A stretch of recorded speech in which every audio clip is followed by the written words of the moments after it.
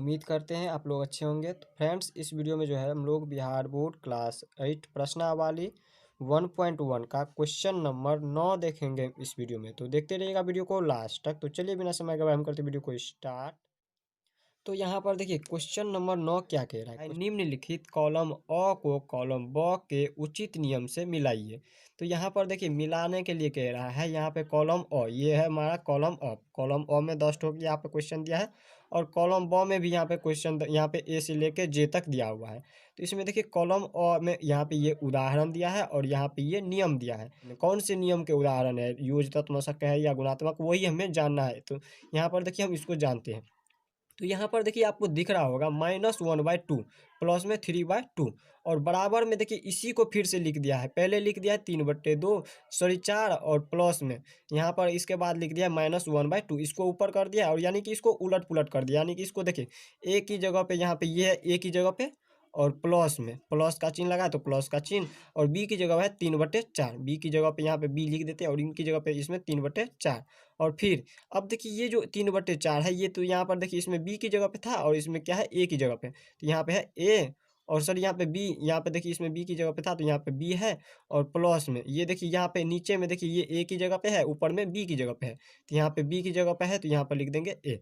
तो यानी कि इसमें देखिए ए प्लस बी बराबर में यहाँ पे आ रहा है बी प्लस ए। और ये जो हमने पढ़ा हुआ था ये लिया है पीछे में जो योग का क्रम विनिमय नियम, यानी कि प्लस है इसलिए योग क्या हो गया और क्रम विनिमय नियम में हमने पढ़ा था जब इस प्रकार से a प्लस बी बराबर में b प्लस ए क्या आ जाए, यानी कि इनको जोड़ने से और इनको जोड़ने से दोनों का आंसर सेम आ जाए, उत्तर सेम आ जाए, तो हम कहेंगे ये हमारा योग का क्रम विनिमय नियम पे आ रहा है। ये हमारा पहला नंबर का था, इस प्रकार से दिया था तो इसका हुआ था योग का क्रम विनिमय नियम। अब दूसरा नंबर में देखिए क्या दिया हुआ, दूसरा नंबर में दिया है ए की जगह यहाँ पर देखिए इस तरह से दिया है a गुने बी बराबर में b गुने ए, इस तरह से दिया हुआ है। इसमें देखिए ए की जगह पे दिया है 5/6 गुने गुना का चिन्ह इसमें भी हो गया और बी की जगह पे दिया है 4/6। 5/6 बाद में आ रहा है यानी कि ए की जगह पे आ रहा है। जब इस तरह से रहता है यहाँ पर देखिए इसमें प्लस था तो हमारा क्या हुआ था, योग का क्रम विनिमय नियम हुआ था। लेकिन ये भी क्या है उसी तरह से यहाँ पर ए गुने बी, यानी कि इन दोनों को गुना करने से और इन दोनों को गुना करने से इनके समान अगर इसका उत्तर आ जाता है तो हम क्या कहते हैं इसको, और ये जब गुना में है तो इसका कहेंगे गुना का क्रम विनिमय नियम। ये भी इसी तरह से जैसे पहला नंबर था उसी तरह से ये भी है, लेकिन इसमें क्या लगा है, गुना का चिन्ह लगा है, इसलिए ये हो गया हमारा गुना का क्रम विनिमय नियम। इसी तरह से अब है तीसरा नंबर। अब तीसरा नंबर में दिया हुआ है माइनस में 1/2 प्लस में 2/5 प्लस 3/10 बराबर में -1/2 प्लस कोष्ट में बंद है 2/5 प्लस 3/10। अब देखिए इसको हम किस प्रकार से जानेंगे, तो यहाँ पर देखिए ये इस तरह से दिया हुआ है। तीसरा नंबर का जो है यहाँ पर दिया है ए प्लस में बी प्लस में सी। तो इसमें देखिए पहले इन दोनों को ए प्लस बी को जोड़ दिया है और सी को बाहर रख दिया है और इस प्रकार से यहाँ पर देखिए दूसरी में है ए प्लस बी प्लस सी। तो इसमें देखिए यहाँ पे बी और सी को जोड़ दिया है, इसमें बी और सी को जोड़ दिया है। अब देखिए हम ए प्लस बी प्लस सी, इसमें देखिए पहले ए और बी को जोड़ दिया, यानी कि इन दोनों को क्या करेंगे जोड़ेंगे और जितना आएगा उसमें हम क्या करेंगे इनको जोड़ेंगे और बराबर में फिर अब देखिए इसमें इन दोनों को जोड़ लेंगे और जितना आएगा उसमें हम इसको जोड़ेंगे। तो जिस यहाँ पे जितना यहाँ पे आएगा उतना ही यहाँ पे भी आएगा, आप लोग जोड़ करके देख लीजिएगा। जब इनके समान ये आ जाता है और तीन संख्या आता है जैसे ए बी और सी, इसमें तीन संख्या हो गया पहला दूसरा और तीसरा, इसमें भी देखिए पहला दूसरा और तीसरा, तीन संख्याओं को जोड़ने से अगर आंसर समान आता है दोनों का बराबर के उस साइड भी और इस साइड भी, तो हम तीसरा नंबर को कहेंगे योग का सहचर्य नियम। ये क्या चीज में सहचर्य नियम होता है, जब तीन संख्या रहता है तो ये हमारा सहचर्य नियम में आता है, लेकिन इसमें प्लस लगा इसलिए ये हो गया हमारा योग का सहचर्य नियम। तो आप लोग समझ गए होंगे तीसरा नंबर किस प्रकार से। तो अब इसमें जानेंगे हम योग का सहचर्य नियम कहाँ पे लिखा हुआ है। तो यहाँ पे देखिए इसमें हम ढूंढ लेते हैं। तो यहाँ पर देखिए एच नंबर में दिख रहा होगा आप लोगों को योग का सहचर्य नियम, तो यानी कि तीसरा का आंसर क्या हो जाएगा, योग का सहचर्य नियम। अब हम इसी प्रकार से समझते हैं चौथा नंबर। अब देखिए चार नंबर में क्या दिया है, 1/4 प्लस में 3/8। अब इन दोनों को 4 और 8 का आप लोग एलसीएम लीजिए, अभी देख लीजिए हम करके दिखा देते हैं। 1/4 प्लस में 3/8 इन दोनों का एलसीएम लीजिएगा तो यहाँ पे आ जाएगा 8, तो 4 दूनी का 8 दो बार में, तो 2 प्लस में यहाँ पे 8 एका 8 यानी कि 3, तो यानी कि 3 2 5 बटे में ये 8। अब ये देखिए ये जो 5/8 आ रहा है ये किस तरह से आ रहा है, तो यहाँ पर देखिए ये जो यहाँ पे कितना नंबर है, चौथा नंबर दिया हुआ है। चौथा नंबर में यहाँ पर देखिए ए प्लस बी बराबर में यानी कि सी। अब इन दोनों को जोड़ने से हमारा अगर सी यानी कि आंसर जो आएगा वो हमारा होता है, यहाँ पर याद रखिएगा, समवर्क नियम में। जब इस तरह से दिया रहता है और जोड़ने के बाद इतना आता है, सी के जगह पे हम जितना आएगा वो हम लिखेंगे, 5/8 आया, तो ये हमारा होता है समवर्क के नियम में। तो इस तरह से ये क्या हो गया, इसका समवर्क का नियम होगा। यहाँ पे चौथा नंबर में देखेंगे समवर्क का नियम कहाँ पे है, इसमें ढूंढ लीजिए समवर्क का नियम। तो यहाँ पर देखिए एफ नंबर में दिख रहा होगा आप लोगों को समवर्क का नियम। तो इसमें हम क्या करेंगे, यहाँ पे चौथा का एफ नंबर का टिक लगाएंगे। अब इसी प्रकार से 5 नंबर, अब देखिए 5 नंबर में दिया है 5 × 1/2 और कोष्ट में बंद कर दिया है गुने 3/4, बराबर में दिया है 5 गुने कोष्ट में बंद 1/2 गुने 3/4।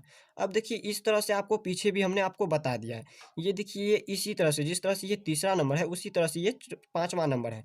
यानी कि इसमें देखिए इसमें प्लस का चिन्ह लगा था और इसमें है गुना का चिन्ह लगा। यहाँ पे 5 नंबर में जो है यहाँ पे लिखा है ए गुने बी गुने सी, और इसमें पहला हम ए और बी के साथ गुना किए और इसके बाद सी से गुना करेंगे। इसमें देखिए यहाँ पे ए गुने बी गुने सी, इसमें हमने बी और सी के साथ गुना किया। जिस तरह से हमने तीसरा नंबर में देखा था, पहले हमने ए बी को जोड़ा और इसके बाद सी को जोड़ा, इसी तरह से इसमें भी ए को और बी के साथ गुना करेंगे। ए की जगह पे मान लीजिए 2 है तो 2 को गुना करेंगे, बी की जगह पे मान लीजिए 3 है तो 2 को 3 से गुना करेंगे और फिर इसके बाद हमारा 2 तिया का 6 आ जाएगा। और इसमें हम फिर यहाँ पे सी के जगह पे मान लीजिए 8 है तो हम 8 को गुना करेंगे इसके बाद। और इसके बाद यहाँ पे देखिए इसको भी इतना ही होगा, यहाँ पे भी 2 हो जाएगा और बी की जगह पे 3 हो जाएगा और सी की जगह पे 8 हो, इसको भी गुना कीजिएगा। इन दोनों को जब गुना कीजिएगा 5 नंबर में तो आंसर यानी कि इसके समान आ जाएगा। यहाँ पे देखिए इसके समान ये भी आंसर आ जाएगा, उत्तर इसका दोनों का समान आएगा। जब यहाँ पे 3 संख्या दिया रहा है और गुना में दिया रहा है, जब जोड़ में दिया हुआ था योग, तब हमने इसको कहा हुआ था योग का सहचर्य नियम, लेकिन ये गुना में है तो ये इसको कहेंगे हम गुना का सहचर्य नियम। याद रखिएगा इसका क्या हो जाएगा, गुना का सहचर्य नियम। अब इसी प्रकार से 6 नंबर, अब देखिए 6 नंबर में क्या दिया है, 6 नंबर में दिया हुआ है माइनस में 5/4 और प्लस में और बराबर में दिया है माइनस में 5/4, यानी कि 5/4 में हमने जब जोड़ किया है जीरो को तो यहाँ पे कितना आया, माइनस में 5/4। जब इस तरह से आ जाए तो ये हमारा होता है क्या, यहाँ पर देखिए हमने आपको इस सब के बारे में पिछले वीडियो में हमने आपको बताया हुआ है। अगर आपने मेरा पिछला वीडियो नहीं देखा है तो जा करके देख लीजिए। तो यहाँ पर देखिए इन दोनों को जोड़ने से इतना जो आया हुआ है तो ये किसके नियम पे होता है, तो ये जब हमारा इस तरह से रहता है तो ये हमारा योज नियम होता है, योज तत्मशक का नियम होता है। तत्मशक तो है लेकिन ये प्लस में है इसलिए हमने योज तत्मशक कहा। तो ये हमारा याद रखिएगा। इसका यहाँ पर देखिए वीडियो लंबा हो रहा है इसलिए मैंने यहाँ पे थोड़ा फास्ट कर दिया है। तो यहाँ पर डायरेक्ट लिख दीजिए, यहाँ पे योज तत्मशक से इसमें मिला लीजिए। तो योग तत्मशक यहाँ पर देखिए ए नंबर में दिया है तो योग तत्मशक इसमें टिक लगा देंगे। अब इसी तरह से है 7 नंबर, 7 नंबर में देखिए यहाँ पे इसी तरह से ये भी है लेकिन इसमें गुना किया हुआ है 1 से। तो गुना जब इसमें 1 से किया है तो यहाँ पर देखिए आंसर आया है माइनस में 8/3। तो इसी तरह से जिस तरह से यहाँ पे प्लस है उसी तरह से इसमें गुना है। तो गुना है तो यहाँ पे योग था तो हमने योज तत्मशक कहा और ये गुना है तो हम कहेंगे गुणात्मक तत्मशक। इस तरह से हमने 7 नंबर देख लिया। अब देख लेते हैं 8 नंबर। देखिए 8 नंबर में है, अब देखिए ये किसके तरह से है, यहाँ पर देखिए इसमें हमने अब बताया हुआ था वितरण नियम में, वितरकता या फिर बोल सकते हैं वितरण नियम में, उसमें भी बताया हुआ था। जब इस तरह से दिया रहे ए इंटू बी प्लस सी और इनका कोष्ट लगा रहता है तो हम क्या करते हैं, पहले ए को गुना करते हैं बी के साथ और फिर ए को गुना करते हैं सी के साथ। तो इसी तरह से इसमें भी है, पहले ए को गुना किया है, यहाँ पर देखिए ए को बी के साथ इसके साथ गुना किया तो इतना आया और प्लस का चिन्ह तो प्लस का चिन्ह, और इसके बाद यहाँ पे ए को गुना किया है, ए की जगह पे है 5/2 तो 5/2 को गुना किया है फिर 2/5 से। तो इस तरह से यहाँ पे रहता है। तो ये क्या होता है हमारा, यहाँ पे ये होता है वितरण नियम में यानी कि वितरकता में होता है। तो इस यहाँ पे ई नंबर में देख सकते हैं वितरण नियम है, तो इसका आंसर क्या हो जाएगा ई नंबर। अब देख लेते हैं 9 नंबर। अब देखिए 9 नंबर में क्या दिया हुआ है, थोड़ा इसको ऊपर कर लेते हैं। अब देखिए 9 नंबर में क्या दिया हुआ है, 9 नंबर में कह रहा है 5/3 गुने 3/5 बराबर में आया हुआ है यानी कि 1। अब देखिए इन दोनों को काटने से ये 3 से ये 3 कट गया, 5 से 5 काट दिया, बराबर में आया हुआ है यहाँ पे 1। जब इस तरह से आता है तो हमारा होता है गुणात्मक प्रतिलोम। याद रखिएगा यहाँ पे इस तरह से आता है तो गुणात्मक प्रतिलोम। हमने आपको ये नहीं समझाया कि ये किस प्रकार से आया, समझाएंगे वीडियो लंबा हो जाएगा इसलिए मैंने यहाँ पे थोड़ा जल्दी बोल दिया है। अब देखिए यहाँ पे 10 नंबर में, 10 नंबर में यहाँ पे देखिए ये गुना में था तो हमने यहाँ पे गुणात्मक प्रतिलोम बोला हुआ था, और ये प्लस में है तो इसको कहेंगे योज प्रतिलोम। जिस तरह से यहाँ पे ये है उसी तरह से ये भी है। इसमें आप लोगों को दिख रहा होगा हमने सीखा। यहाँ पे इसको जो है आपको एक बार रिवाइज कर लेना, इसको आप लोग पढ़िएगा एक बार तो आपको अच्छा से ये समझ में शायद आ जाएगा 9 नंबर। तो इस तरह से हमने यहाँ पे क्वेश्चन नंबर 9 देख लिया। अगले वीडियो में हम इनसे आगे देखेंगे, तब तक के लिए गुड बाय।